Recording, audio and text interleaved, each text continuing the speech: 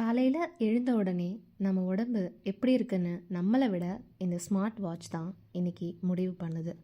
உங்கள் sleep score வெறும் 50 தான், இன்றைக்கி உங்கள் எனர்ஜி கம்மி அப்படின்னு வாட்சில் வர்ற ஒரு மெசேஜ் நல்லா இருக்க வேண்டிய நம்ம நாளையும் சேர்த்து கெடுத்துடுது. அதனால் உங்களோட ஸ்மார்ட் வாட்சை இன்றைக்கி நீங்கள் கழட்டி வச்சிடுங்க. ஆரோக்கியத்தை தேடி ஓடுற நமக்கு இந்த ஓவர் ஆப்டிமைசேஷன் எப்படி ஒரு பெரிய ஆபத்தாக மாறுதுன்னு தான் இன்றைக்கி நம்ம பார்க்க போகிறோம். மெடிக்கல் வேர்ல்டில் இப்போ புதுசாக ஒரு டேர்ம் யூஸ் பண்ணுறாங்க, ஆர்த்தோசாம்னியா. அதாவது தூக்கத்தை கரெக்டாக ட்ராக் பண்ணணுங்கிற பதற்றத்தினாலேயே தூக்கம் கெட்டு போகிற ஒரு விசித்திரமான நிலை. நம்ம உடம்புக்குன்னு ஒரு இன்ட்யூஷன் இருக்குது, பசிச்சா சாப்பிட்ணும், டயர்டாக இருந்தால் ரெஸ்ட் எடுக்கணும். ஆனால் இப்போது வாட்சில் இன்னும் 2000 ஸ்டெப்ஸு பாக்கி இருக்குது, அதனால் தூங்க போகக்கூடாது, கேலரி கவுண்ட் அதிகமாகிடுச்சு, அதனால் சாப்பிடக்கூடாதுன்னு மிஷின் சொல்கிறத கேட்டு வாழ ஆரம்பிச்சிட்டோம்.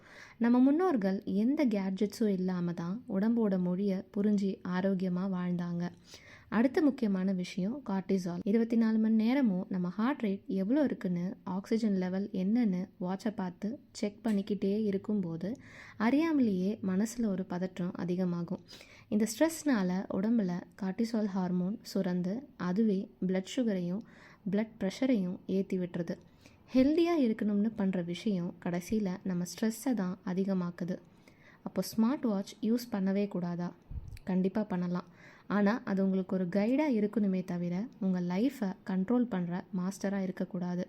வாரத்தில் ஒரு 2 நாளாவது இந்த டிஜிட்டல் ட்ராக்கிங் எல்லாத்தையும் ஓரமாக தூக்கி வச்சுட்டு உங்கள் உடம்பு என்ன சொல்லுதுன்னு நல்லா கவனிங்க. உடம்போட சிக்னலை மதிக்க பழகிறது தான் உண்மையான ஆரோக்கியம். இந்த சாஃப்ட்வேர் லைஃப் ஸ்டைலை ட்ரை பண்ணி பார்த்துட்டு உங்கள் உடம்புல என்ன மாற்றம் தெரியுதுன்னு கமெண்ட்ஸில் சொல்லுங்கள்.